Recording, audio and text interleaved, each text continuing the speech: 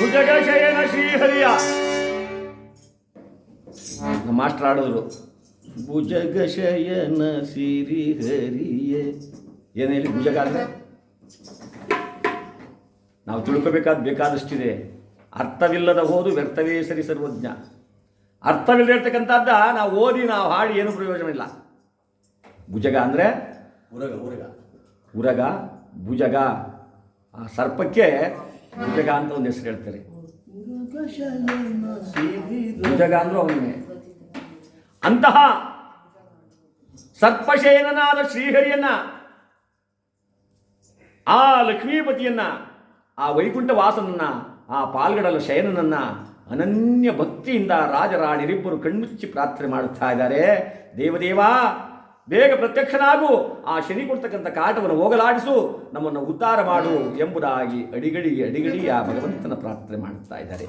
ಇವರ ಭಕ್ತಿಗೆ ಪರವಶನಾದ ಶ್ರೀಹರಿ ಆ ವೈಕುಂಠವಾಸ ಆ ಶಿಲಾ ವಿಗ್ರಹದಿಂದ ಕೋಟಿ ಸೂರ್ಯ ಪ್ರಕಾಶಮಾನನಾಗಿ ಹತ್ತನೆ ಪ್ರತ್ಯಕ್ಷವಾಗುತ್ತಾನೆ. ತೆರೆಯಿರೋ ಕಣ್ಣ, ಕೇಳಿರೋ ವರವನ್ನ. ಕಂಟಿರಪ್ಪ, ನಿಮ್ಗೆ ಯಾವ ವರ ಬೇಕು ಕೇಳಿ.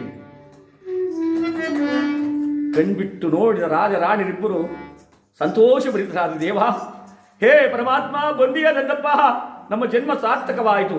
ಇದೋ ನಮೋ ನಮಃ, ನಮೋ ನಮಃ, ನಮೋ ನಮಃ. ಏನು ಬರಬೇಕಪ್ಪ? ಸತ್ಯವ್ರತ ಮಹಾರಾಜ ಹೇಳ್ತಾನೆ, ದೇವ, ನಾನು ನಿನ್ನನ್ನು ಏನು ವರ ಕೇಳಲಿ? ನೀ ಕೊಡುವ ವರ ನನಗೇನು ಬೇಡ. ಹೋಗಿ ಸತ್ಯವ್ರತನ ಕೇಳವನೆ, ನಮ್ಮನ್ನ ಯಾರ ಕೇಳಬೇಕಾಗಿತ್ತು? ದಾಸರೇ, ನಿಮಗೇನು ಬೇಕು ಅಂತ. ನಾವು ಸೈಟು ಗೀಟು ಒಂದು ಕೇಳ್ತಿರ್ಲಿಲ್ಲ, ಎಲ್ಲ ಕಟ್ಟಿರೋ ಮನೆಯೇ ಕೇಳ್ತಿದ್ದು. ಅದಕ್ಕೆ ದೇವ್ರು ನಮಗೆ ಪ್ರತ್ಯಕ್ಷ ಆಗಲ್ಲ. ಭಯ. ಆದರೆ ಆ ಮಾತಿನೊಳಗಡೆ ಒಂದು ಅರ್ಥ ಇದೆ. ದೇವಾ, ನೀ ಕೊಡುವ ವರ ನನಗೆ ಏನು ಬೇಡ ಅಂದ್ರೆ ಏನರ್ಥ? ನನಗೆಲ್ಲನೂ ಕೊಟ್ಬಿಟ್ಟಿದೀಯ ನೀನು, ಇನ್ನೇನು ಕೇಳ್ಕೊಳ್ಳಿ ನಾನು? ಭಾನುವೆ ತಾನಾಗಿ ಬಂದು ನಿಂತಿರುವಾಗ ಅಂಧಕಾರ ಅಂದ್ರೆ ಏನು? ಸೂರ್ಯನೇ ಒಂದು ಬೆಳಗುವಾಗ ದೀಪ ಹಚ್ಕೊಂಡೇನು ಪ್ರಯೋಜನ? ಲಕ್ಷ್ಮಿಯೇ ನನ್ನ ಕುಕ್ಷಿಯಲ್ಲಿ ವಾಸ ಮಾಡುವಾಗ ಐಶ್ವರ್ಯಕ್ಕೇನು ಕಡಿಮೆ? ಸರಸ್ವತಿಯೇ ನನ್ನ ಜೀವನದಲ್ಲಿ ಆಡುವಾಗ ಆತ್ಮಜ್ಞಾನಕ್ಕೇನು ಕಡಿಮೆ? ನಾರದನ ವೀಣಾಪಾಣಿಯಾಗಿವನು ನಿಂತಿರುವಾಗ ಹರಿನಾಮ ಸಂಕೀರ್ತನ ಕೇಳೋದಕ್ಕೇನು ಕಡಿಮೆ? ಸ್ವಾಮಿ, ನೀನು ಎಲ್ಲವನ್ನು ನನಗೆ ಕೊಟ್ಟಿದ್ದೆ, ನನಗೆ ಇನ್ನೇನು ಕೊಡೋ ಹದಿಲ್ಲ. ಇಲ್ಲಪ್ಪ, ಕೊಡೋ ನನಗೊಂದು ವರವ. ಹೇಳು ರಾಜ. ಶನಿ ಕೊಡುವ ಬಾಧೆ ಒಂದನ್ನ ತಪ್ಪಿಸೋ ದೇವಾ.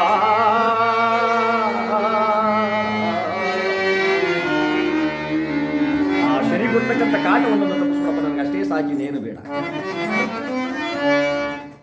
ಶ್ರೀಮನ್ನಾರಾಯಣ ಭಗವಂತ ತಾನೇ ಹಾಗೆ ಬೆಚ್ಚಿ ಬಿದ್ದಂತೆ ಶನಿ ಎಂದ ತಕ್ಷಣ. ಯಾಕೆ ತ್ರಿಮೂರ್ತಿಗಳಾದ್ರೆ ಅವರನ್ನೇ ಬಿಡ್ಲಿಲ್ಲ ಅವರು. ನೀನ್ಯಾಕೋ ಜರಿದೆ ಅವನ ರಾಜ, ನೀನ್ ಯಾಕಪ್ಪ ಅವನು ಜರಿಯಕ್ಕೆ ಹೋದೆ? ಅವನೇನು ಸಾಮಾನ್ಯದವನೇ? ತ್ರಿಮೂರ್ತಿಗಳಾದ ನಮ್ಮನ್ನೇ ಬಿಡ್ಲಿಲ್ಲ. ಬ್ರಹ್ಮನಿಗೆ ಹಿಡಿದ ಪಂಚ ಶಿರಸ್ಸಿನವರು ಶಿರಸನ್ನು ಕಳ್ಕೊಂಡ ಬ್ರಹ್ಮ ಯಾರು ಕಾಡ್ತಿಂದ? ಶನೇಶ್ವರ ಸ್ವಾಮಿ ಕಾಡ್ತಿದ್ದ. ಹರನಿಗೆ ತಾನು ಕ್ರೂರನಾದ ಆ ಶಿವ ಭಿಕ್ಷೆ ಬೇಡ್ಬಿಟ್ಟ, ಸ್ಮಶಾನ ವಾಸನಾಗಿ ಭಿಕ್ಷೆ ಬೇಡ್ಬಿಟ್ಟ. ಅನ್ನಪೂರ್ಣಾದೇವಿ ಅವತಾರವನ್ನೆತ್ತಿ ಭಿಕ್ಷಾಕವರೆಗೂ ಶಿವನಿಗೆ ದರಿದ್ರ ಹೋಗಲಿಲ್ಲ. ಆ ಪಾತ್ರನೇ ತುಂಬಕ್ಕಿಲ್ವಂತೆ, ಎಷ್ಟು ಜನ ಹಾಕಿದ್ರು. ಹೋಗ್ಲಿ, ಅವ್ರನ್ನ ಹೆಂಗೋ ಕಾಡ್ದ, ನನ್ನ ಸುಮ್ಮನೆ ಬಿಟ್ನಾ? ನನ್ನ ಜನ್ಮರಾಶಿಗೆ ಬಂದ 10 ತಾಯಂದಿರ ಗರ್ಭದಲ್ಲಿ ಹುಟ್ಟಿಸಿ ಸಾಯಿಸಿ ಈಗಲೂ ನನ್ನನ್ನು ನರಳಿಸ್ತಾನೆ ಅವನೇ. ಆ ಕರ್ಮ ನನಗೆ ಇನ್ನೂ ಹೊರದಿಲ್ಲ. ನೀನು ಯಾಕಪ್ಪ ಅವನನ್ನು ಜರಿದಿ?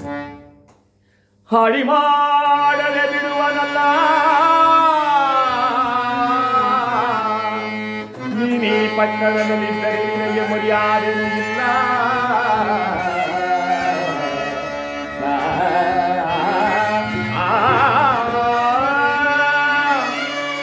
ಎಲ್ಲಿಯಾದರೂ ತೊಲಗೋ ನಲ್ಲ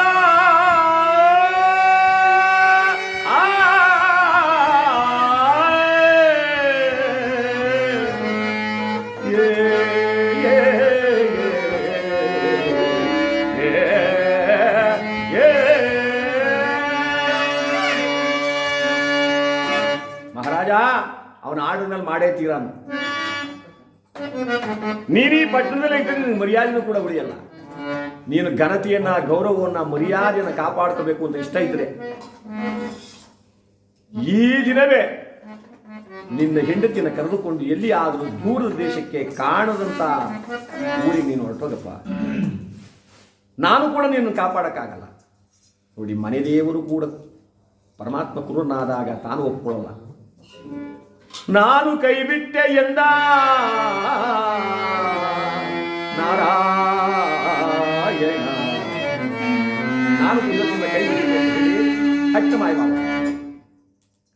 ರಾಜರಾಣಿಯರಿಬ್ಬರು ಕೂಡ ಒಬ್ಬರ ಮುಖವನ್ನೊಬ್ಬರು ನೋಡ್ಕೊಂಡು ಮಹಾರಾಣಿಗೆ ಕಣ್ಣಲ್ಲಿ ಕಂಪನಿ ಹರಿಸುತ್ತ, ಸ್ವಾಮಿ ಪ್ರಾಣೇಶ್ವರ ದೇವಿ, ಹರೇಣಾಪಿ ಹರೇಣಾಪಿ ಬ್ರಹ್ಮೇಣಾಪಿ ಸುರೇರಪಿ ಲಲಾಟ ಲಿಖಿತಾರೇಕ ಪರಿಮಾಣಂ ನ ಶಕ್ಯತೆ. ಈ ಹಣೆಯಲ್ಲಿ ಬರೆದದ್ದನ್ನ ಹರಿಯಿಂದಲಾಗಲಿ ಹರನಿಂದಲಾಗಲಿ ವಿಧಿಯಿಂದಲೂ ಕೂಡ ಬೆಳೆಸಕ್ಕಾಗಲ್ಲ. ಅದಕ್ಕೆ ಚಿಂತೆ ಮಾಡ್ತಾರೆ. ಬಿಡೆ ಚಿಂತೆಯ ನಡೆಗೆ ಬಿಡು ಚಿಂತೆಯ ನಡೆ ಅಂತ ಹೇಳಿ ಹಿಂತಿರುಗಿ ಬಂದಂಥವರಾಗಿದ್ದಾರೆ ಅರಮನೆಗೆ. ಅರಮನೆಗೆ ಬಂದಂಥವರಾಗಿ ಆ ದಿವಸ ಷಡ್ರೋಸೋಪೇತವಾದ ಭೋಜನವನ್ನು ಮಾಡಿ ಹಂಸತೂಲಿಕಾ ತಲ್ಪದ ಮೇಲೆ ಪವಳಿಸಿದ್ದಾರೆ. ಪರಮಾತ್ಮ ಆ ಶನೇಶ್ವರ ಸ್ವಾಮಿಯ ಆಣತಿಯಂತೆ ಅರ್ಧರಾತ್ರಿ ಸಮಯದಲ್ಲಿ ಆಗಲೇ ಇವನ ಕನಸಲ್ಲಿ ಕಾಣ್ತಾವನೆ, ಕನಸಲ್ಲಿ ಕಾಣಿಸ್ಕೊತಾ ಇದ್ದಾನೆ. ಎದ್ದೇಳು ರಾಜ, ಏಳು ಅಂದಂಗಾಯ್ತು. ಕಣ್ಬಿಟ್ಟ ದೇವಿ ಪ್ರಾಣೇಶ್ವರಿ, ಸ್ವಾಮಿ ಪರಮಾತ್ಮನಾಡಿದ ವಚನದಂತೆ ನಾವು ಈ ದಿನ ರಾತ್ರಿಯೇ ಎಲ್ಲಿ ಆದರೂ ದೂರ ದೇಶಕ್ಕೆ ಹೊರಟೋಗೋಣ, ಯಾರ ಕಣ್ಣಿಗೂ ಕಾಣಿಸ್ಕೊಳ್ಳೋಣ. ಯಾಕೆ ಸ್ವಾಮಿ? ಯಾರ ಕಣ್ಣಿಗಾದ್ರೂ ಗೋಚರವಾದರೆ ನಮ್ಮನ್ನ ಪ್ರಜೆಗಳು ಮುಂದಕ್ಕೆ ಬಿಡ್ತಾರೆ, ಆಚೆ ಹೋಗೋದು ಬಿಡಲ್ಲ. ಕಾಣದ ದೇಶದಲ್ಲಿ ತಿರುಪೆ ಬೇಡಿ ತಿಂದರು ಸರಿಯೇ, ಕಂಡ ಜನಗಳ ಹೆಸರಿನಲ್ಲಿ ಮರ್ಯಾದೆ ಕಳುಕಬಾರ್ದು ಕಣೆ.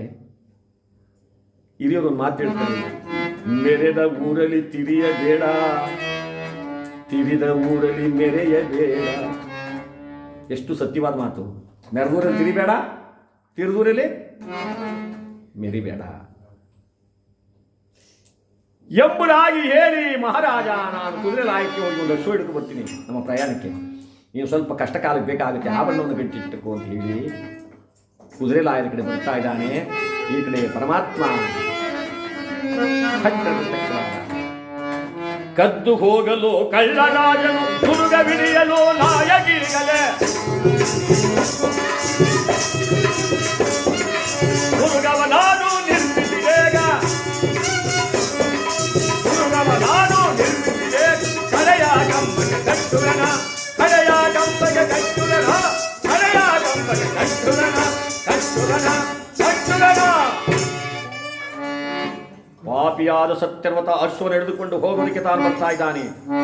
ಅವನಿಗೆ ಸುಲಭವಾಗಿ ಅವನ ಕೈ ಸಿಗುವಂತೆ ಒಂದು ಮಾಯಾಶ್ವನ ಮಾಡ್ತೀನಿ, ಅದರಿಂದಲೇ ಮುಂದೆ ಅವನಿಗೆ ಕೇಡು ಬಂದು ಒದಗುವಂತೆ ನೋಡ್ತೀನಿ ಎಂಬುದಾಗಿ ಮನದೊಳಗೆ ಅಂದುಕೊಂಡು ಒಂದು ಮಾಯಾ ಅಶ್ವನ ಸೃಷ್ಟಿ ಮಾಡಿಬಿಟ್ಟ.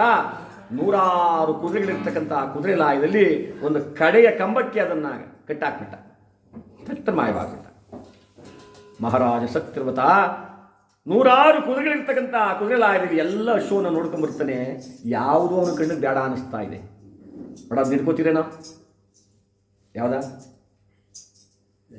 ಸುಳಿ, ಅದು ಸುಳಿ ಸುದ್ದ ಇಲ್ಲ. ಇನ್ನೊಂದು ನೋಡ್ದ, ಇದು ಯಾವುದೋ ಪರಕ್ ಸುಳಿ. ಇನ್ನೊಂದು ನೋಡ್ದ, ಇದು ಯಾವುದೋ ಪಾತಾಳ ಸುಳಿ. ಇನ್ನೊಂದು ನೋಡ್ದ, ಇದು ಯಾವುದೋ ಗೊಂತುಳಿಯೋ ಸುಳಿ. ಗೊಂತುಳಿತ ಒಂದು ಕೆಲವು ಗಟಾಕತ್ತವೆಯ ಸುತ್ತ ರೌಂಡು, ನೀನು ಎಷ್ಟೇ ಒಂದು ಹಾಕು. ಹೀಗೆ ನಮ್ಮ ಮಾಗಡಿ ಜಾತ್ರೆ ರಂಗನಾಥ ಸ್ವಾಮಿ ಜಾತ್ರೆಯಲ್ಲೆಲ್ಲ ಗೊತ್ತಾಯ್ತದೆ ಸುಳಿ ಸುದ್ದ ಎಲ್ಲ ಹೆಂಗೆ ಕಂಡು ಹಿಡಿತಾರೆ ಅಂತ. ಈ ದಳ್ಳಾಳಿಗಳು ಹೋಗ್ ಮಾವು ಪಾತಾಳ ಸುಳಿ ಯಾರನ್ನ ನಾನು ಮನೆ ಕಟ್ತಾನಾಯ್ತಾ, ನೀನು ಹಂಗೆ ಕೊಟ್ಟರೆ ಕಟ್ಟಾಕಲ್ಲ ಅಂತಾನೆ. ಯಾಕೆ ದುಡ್ಡು ಕಮ್ಮಿ ಮಾಡ್ಕೋಬೇಕು ಅವನು. ಹಾಗೆ ಮಹಾರಾಜ ಎಲ್ಲವನ್ನ ತಾನು ವೀಕ್ಷಣೆ ಮಾಡ್ಕೊಂಡು ಬಂದ. ಯಾವುದೋ ಅವನ ಕಣ್ಣಿಗೆ ಬೇಡ ಅನ್ನಿಸ್ತಾ ಇದೆ. ಯಾಕೆ? ಅವನ ಮಾಯೆ, ಶನೇಶ್ವರ ಸ್ವಾಮಿ ಮಾಯೆ. ಪರಮಾತ್ಮ ಸೃಷ್ಟಿ ಮಾಡಿ ಕಟ್ಟಿದ್ನಲ್ಲ ಅಶ್ವದ ಕಡೆ ಬೆಳಿಗ್ಗೆ ಬಂದ. ಇದೇ ನನ್ನ ಪ್ರಯಾಣಕ್ಕೆ ಯೋಗ್ಯವಾದ ಅಶ್ವ. ಬಿಚಿಯಲೆ ತಂದ ದೇವಿ ಸ್ವಾಮಿ, ಇದೋ ಅಶ್ವ ಹಿಡ್ಕೊಂಡು ಬಂದೆ. ಆಭರಣವನ್ನು ಗಂಟಿಟ್ಟಿಯ, ಇದು ತಂದೆ ಸ್ವಾಮಿ. ಆ ಆಭರಣದ ಗಂಟನ್ನು ತೆಗೆದುಕೊಂಡು ಮಹಾರಾಣಿ ಅರಮನೆಯಿಂದ ಈಚೆಗೆ ಬಂದು, ದೇವಿ ಹೇಳಿ ಸ್ವಾಮಿ, ನಮ್ಮ ಅರಮನೆಯ ಎಲ್ಲ ಕೆಲಸದವರು ಪರಿಚಾರಕರು ಎಲ್ಲರೂ ನಿದ್ರೆಯಲ್ಲಿದ್ದಾರೆ, ನಾವು ಸರಿ ನೋಡುತ್ತೀಯ? ಯಾಕೆ ಸ್ವಾಮಿ? ನಾವು ಹೋಗೋದನ್ನು ನೋಡಿಬಿಟ್ರೆ ಅವ್ರು ಮುಂದಕ್ಕೆ ಕಳಿಸೋಲ್ಲ ಕಡೆ, ಅದಕ್ಕೆ ಒಂದು ಸಾರಿ ನೋಡಿಬಿಡು. ಎಲ್ಲವನ್ನ ವೀಕ್ಷಣೆ ಮಾಡ್ಕೊಂಡು ಬರ್ತಾಳೆ. ಆ ನಿಶಿರಾತ್ರಿ ಅರ್ಧರಾತ್ರಿ ಸಮಯ, ಚಂದ್ರಹಾಸಿ, ಎಲ್ಲರೂ ನಿದ್ರೆಯಿಂದಿರ್ತಕ್ಕಂಥ ಸನ್ನಿವೇಶ. ಎಲ್ಲ ನಿದ್ರೆ ಮಾಡ್ತಾ ಇದ್ದಾರೆ ಸ್ವಾಮಿ. ಇದೇ ತಕ್ಕ ಸಮಯ. ನಡೆ ಕಾರ್ಗತ್ತಲು, ಕತ್ತಲು ಕವಿದಿದೆ, ನಿಶಿ ಮುಸುಕಿದೆ, ಯಾವ ಕಡೆ ಹೋಗೋದಕ್ಕೆ ದಿಕ್ಕೆ ತೋಚ್ತಾ ಇಲ್ಲ. ಆ ರಾಜ ಬೀದಿಯಲ್ಲಿ ಅಶ್ವವನ್ನು ಎಳ್ಕೊಂಡು ಆವರಣದ ಗಂಟನ್ನು ತಬ್ಬಿಕೊಂಡು ರಾಜ್ಯದ ಹೆಬ್ಬಾಗಿಲಿಗೆ ಬಂದರು. ಒಂದೊಂದು ರಾಜ್ಯಕ್ಕೆ ಒಂದೊಂದು ಹೆಬ್ಬಾಗಿಲು ಅಂತ ಕಟ್ತಿದ್ರಾಗ. ಆ ಹೆಬ್ಬಾಗಿಲಲ್ಲಿ ನಿಂತು ತನ್ನ ರಾಜ್ಯವನ್ನು ಒಂದ್ಸಾರಿ ಹಿಂದಿರಿಕೊಂಡು ನೋಡ್ಬಿಟ್ಟಂತೆ ಸತ್ಯರ್ವತ. ಕಣ್ಣಲ್ಲಿ ಕಣ್ಣೀರು ತನ್ನಷ್ಟಕ್ಕೆ ತಾನೇ ಪಳ ಪಳ ಪಳ ಪಳ ಪಳ ಪಳ ಪಳ ಬಂದ್ಬಿಟ್ಟ. ಶಿವನೇ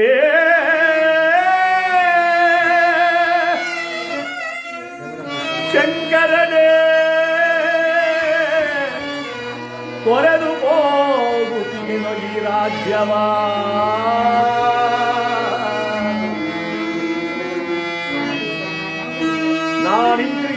ಈ ರಾಜ್ಯವು ನಿನ್ನದಲ್ಲದೆ ನನ್ನದೇನಿಲ್ಲಪ್ಪ. ನನ್ನ ಪ್ರಜೆಗಳನ್ನ, ನನ್ನ ರಾಜ್ಯವನ್ನು ಕಾಪಾಡಬಾರದು ನಿನ್ನದೇ ಹೊರತು ನನ್ನದೇನಿಲ್ಲ ಅಂತ ಹೇಳಿ ಆ ಹೆಬ್ಬಾಗಿಲನ್ನು ದಾಟಿ ಆಚೆಗೆ ಕತ್ತಲೊಳಗೆ ನಡ್ಕೊಂಡು ಹೋಗ್ತಾ ಇದ್ದಾರೆ. ಚಂದ್ರಹಾಸ ಹೇಳಿದ್ರು, ಸ್ವಾಮಿ ನಾವಿನ್ನು ವರ್ಷದ ಮೇಲೆ ಕುಂತ್ಕೊಂಡು ಯಾಕೆ ಪ್ರಯಾಣ ಮಾಡಬಾರ್ದು? ಹಾಗೆ ಹಾಗಿದ್ದೇವಿ. ತುಂಬಿದ ಗರ್ಭಿಣಿ ಚಂದ್ರಹಾಸೆಯ ಎತ್ತಿ ಕೂರಿಸಿದ ಅಶ್ವದ ಮಹಾರಾಣಿ ತುಂಬಿದ ಗರ್ಭಿಣಿ ಅಶ್ವದ ಮೇಲೆ ಎತ್ತು ಕುಂದಿರಿಸ್ಕೊತಾನೆ. ಕಳಿವಾಡವನ್ನು ಹಿಡ್ಕೊಂಡು ಚಂಗ ನೆಗದ ಆ ಬಣ್ಣದ ಗಂಟನ್ನ ಅಶ್ವದ ಮೇಲೆ ಇಟ್ಟಿದ್ದಾನೆ. ಭಗವಂತನ ಮಾಯೆ ಲಟ್ಟ ಲಟ್ಟ ಲಟ್ಟ ಲಟ್ಟ. ಮಹಾರಾಣಿ ಚಂದ್ರಹಾಸೆ ಹೇಳ್ತಲೇ, ಇಷ್ಟೊಂದು ನಿಧಾನವಾಗಿ ನಡೆಯುವ ಅಶ್ವನ ಯಾಕೆ ಸ್ವಾಮಿ ಹಿಡ್ಕೊಂಡ್ಬಂದ್ರಿ? ನಿಮ್ಮ ಕೈಲಿರುವ ಕೊರಡೆಯಿಂದ ಒಂದು ಪೆಟ್ಟನ್ನು ಹೊಡಿರಿ. ಒಂದು ಪೆಟ್ಟನ್ನು ಹೀಗಂದ ಸಾಧಾರಣವಾಗಿ ತೆಗಿತು. ಮತ್ತೊಂದು ಪೆಟ್ಟ ಒಡೆಯೇ ಸರ್ವೇ ಸಾಧಾರಣವಾಗಿ ತೆಗಿತು. ಮೂರನೇ ಪೆಟ್ಟನ ಬಾರುವ ಶಬ್ದವನ್ನು ಉಚ್ಚರಿಸಿ ಹೇ ಎಂದ. ಚಂಗನೆಗೆದ ಆ ಕಣದೊಳಗೆ ಹೊರಗಿತ್ತು ಆ ತುಳಗ. ರಾಜ ಸರಸರ ಕಾಡನೆಲ್ಲವ ಸುತ್ತುದ ಹೊರಗಿತು ಬಂದೇಗ.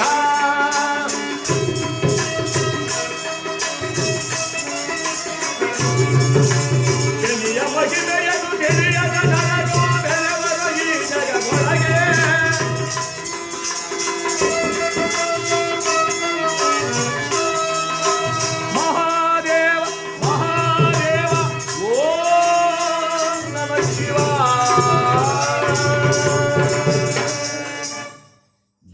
ಹೋಗುತ್ತಿದ್ದಷ್ಟು ಚಂದ್ರ ಆಕಾಶದಲ್ಲಿ ಸತ್ಯವ್ರತ ತನ್ನ ಬಲವನ್ನು ಉಪಯೋಗಿಸಿ ಆ ಹಗ್ಗವನ್ನು ಎಳಿತಾ ಇದ್ದಾನೆ. ಇವನು ಇರ್ತಕ್ಕೆ ಸಿಗ್ತಾ ಇಲ್ಲ. ದೇವಿ ಸ್ವಾಮಿ ಈ ಅಶ್ವನ ಇರ್ತಕ್ಕೆ ಸಿಗ್ತಾ ಇಲ್ಲ, ಇದು ಕೈ ಬಿಟ್ಟಿಯಿಂದ ಆಕಾಶ ಮಾರ್ಗದಲ್ಲಿ ಹೊತ್ಕೊಂಡಿದೆ. ಗಿರಿ ಗಿರಿ ಗಿರಿ ಗಿರಿ ಗಿರಿ ಗಿರಿ ಗಿರಿ ಗಿರಿ ತಿಳಿಸ್ತಾ ಇದೆ. ಪ್ರಾಣೇಶ್ವರ ಸ್ವಾಮಿ ದೇವಿ ಅಶ್ವನ್ನೇ ತಪ್ಪು ಅಂದ. ಆ ಅಶ್ವವನ್ನೇ ಈರುವರು ತಪ್ಪಿದ್ದರೆ 100 ಮೈಲಿಗಳ ದೂರ ಹೊತ್ಕೊಂಡು ಹೋಗ್ಬಿಡ್ತು ಅರಣ್ಯ, ಗೊಂಡಾರಣ್ಯ. ಆ ದಟ್ಟವಾದ ಅರಣ್ಯದಲ್ಲಿ ರಾಜ ರಾಣಿರಿಬ್ಬರನ್ನ ಠಮ್ಮನ ಮೂರ್ಛಿತರಾಗಿ ಬಿದ್ದಿದ್ದಾರೆ. ಅಶ್ವವೇ ಒಂದು ಕಡೆ ನಿಂತಿದೆ, ಆಭರಣದ ಗಂಟೆಗಳೇ ಒಂದು ಕಡೆ ಇಟ್ಟಾಡ್ತಾ ಇವೆ. ರಾಜ ರಾಣಿರಿಬ್ಬರು ಕಣ್ಮುಚ್ಚಿದ್ದಾರೆ.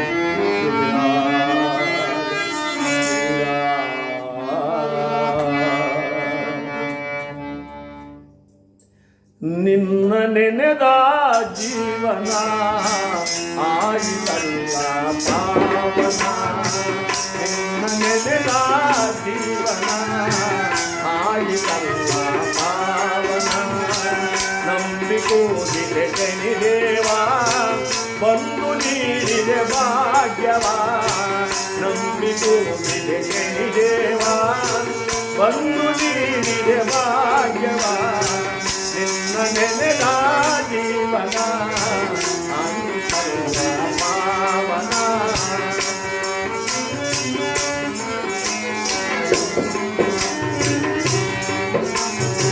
ಕಾಣದೆ ಎಲ್ಲೋ ನಿಗುಳಿದಿಲ್ಲ, ಎಲ್ಲರ ಮನದೋಡು ನೀಡಿರುವೆ.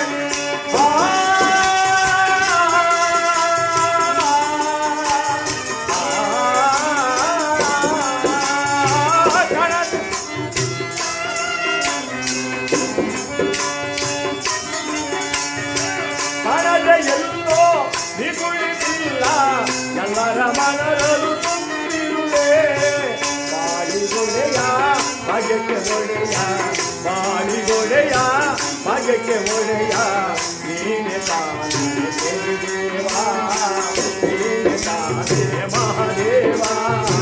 ನಿನ್ನ ನೆನೆದ ಜೀವನ ಆಯಿತಲ್ಲ ಪಾವನ.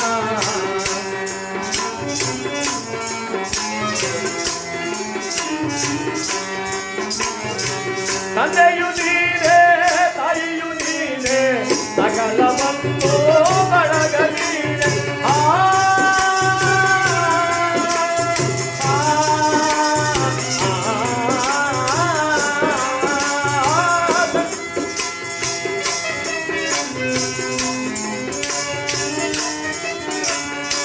ತಂದೆಯು ನೀನೆ ತಾಯಿಯು ನೀನೆ ಸಕಲ ಬಂಧು ಬಳಗ ನೀನೆ ನನ್ನ ಕಾಯುವ ದೈವ ನೀನೆ ಎಲ್ಲರ ಕಾಯುವ ದೈವ ನೀನೆ ಬಂದು ನೋಡು ದೇವಾ ನಮ್ಮ ಬಂಧನ ಹರಿಯೋ ಮಹಾನುಭಾವ ನಿನ್ನ ನೆನೆದ ಜೀವನ ಆಗಿತಲ್ಲ ಪಾವನ ನಿನ್ನ ನೆನೆದ ಜೀವನ ಆಗಿತಲ್ಲ